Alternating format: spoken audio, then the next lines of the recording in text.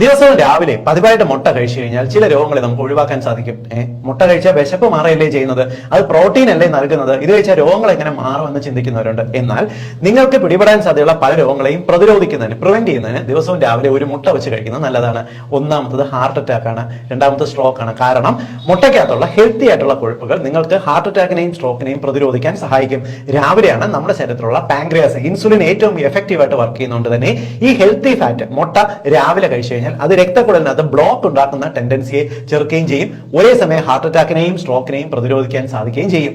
മാത്രമല്ല ഇതിനകത്ത് അടങ്ങിയിട്ടുള്ള ല്യൂട്ടിൻ, സിയാസാന്തിൻ പോലുള്ള ചില അമിനോ ആസിഡ്സ് നമ്മുടെ കണ്ണിനകത്ത് ഉണ്ടാകുന്ന മാക്കുലർ ഡീജനറേഷൻ എന്ന് പറയുന്ന രോഗത്തിനെ ചെറുക്കുന്നു. അതായത് നിങ്ങൾക്ക് കാഴ്ചക്കുറവ് ഉണ്ടാകുന്നു, കണ്ണുകൾക്ക് പ്രായം ചെല്ലുമ്പോൾ ഉണ്ടാകുന്ന കണ്ണിനെ നമുക്ക് പലതും തിരിച്ചറിയാൻ പറ്റാത്ത ഒരു അവസ്ഥ, ഇത് പ്രശ്നങ്ങൾ മറികടക്കുന്നതിന് നമുക്ക് മുട്ട ഡെയിലി കഴിച്ചാൽ നല്ലതാണ്. കൂടാതെ ഒരു പ്രായം കഴിഞ്ഞിട്ടുണ്ടാകുന്ന അൽഷീമേഴ്സ് പോലുള്ള രോഗങ്ങളെ, മറവി രോഗത്തിനെ പ്രതിരോധിക്കുന്നതിന് നമുക്ക് ഡെയിലി മുട്ട കഴിക്കാൻ നല്ലതാണ്. കാരണം മുട്ടയ്ക്കകത്ത് കോലിൻ എന്ന് വിളിക്കുന്ന ഒരു അമിനോ ആസിഡ് ഉണ്ട്. ഈ കോലൈന്റെ പ്രത്യേകത ഇത് നമ്മുടെ ബ്രെയിനിന്റെ ആക്ടിവിറ്റി നന്നായിട്ട് വർദ്ധിപ്പിക്കുകയും അൽഷീമേഴ്സ് മറവി രോഗത്തിനെ പ്രതിരോധിക്കാൻ സഹായിക്കുകയും ചെയ്യും. മാത്രമല്ല നമ്മുടെ എല്ലുകളുടെ ഉറപ്പ് വർദ്ധിക്കുന്നതിനും രാവിലെകളിൽ ഓരോ മുട്ട കഴിക്കുന്നത് നല്ലതാണ്. എങ്ങനെയെന്ന് പറഞ്ഞാൽ മുട്ടയ്ക്കകത്ത് ഹെൽത്തി ആയിട്ടുള്ള പ്രോട്ടീൻ അടങ്ങിയിട്ടുണ്ട്, കാൽഷ്യം അടങ്ങിയിട്ടുണ്ട്, വൈറ്റമിൻ ഡി അടങ്ങിയിട്ടുണ്ട്. ഇത് മൂന്നും ഒരേപോലെ എല്ലുകളുടെ ഉറപ്പ് വർദ്ധിപ്പിക്കാനായിട്ട് സഹായിക്കും. അതുകൊണ്ട് എല്ലുകളുടെ ഡീജനറേഷൻ, എല്ല് തേയ്മാനം തടയണമെന്നുണ്ടെങ്കിലും രാവിലെ മുട്ട കഴിക്കണം.